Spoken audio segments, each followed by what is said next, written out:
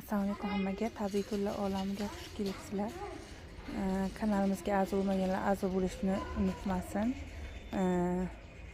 Qo'ng'iroq video tagida qo'ng'iroqcha tugmasini bosish esdan chiqmasin hamda like tugmachasini, qo'l belgisini bosish esdan chiqmasin.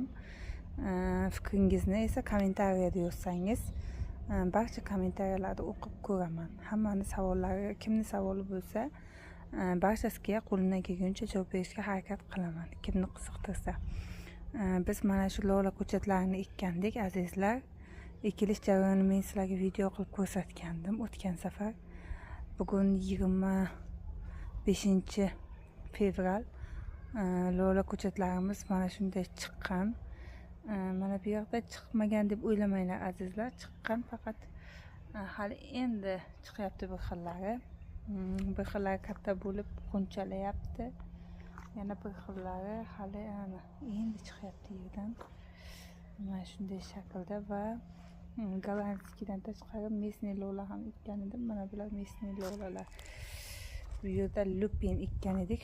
Buni adashtirib o'g'rini ekkanim uchun, adashtirib olmasligim uchun shu yerini chopmay qo'ydim. Mabodo chiqqan bo'lsa kesib qo'ymay deb.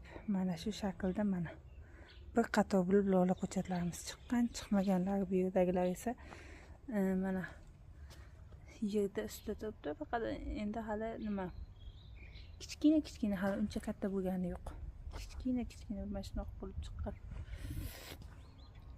Shunaqa bo'lib endi chiqadi bular ham nasib bo'lsa. G'unchalaganlari mana shunday shaklda g'unchalayapti. Gullashni endi sizlar bilan birgalikda ko'ramiz, nasib bo'lsa qanaqa gullar ekan. Mana bu fevraldagi holati. 25 fevraldagi holati lola gullarini. Bu tarafiga ham lola ekkanman. Bularni kech ekdim, ammo endi uni ham nasib birgalikda ko'ramiz.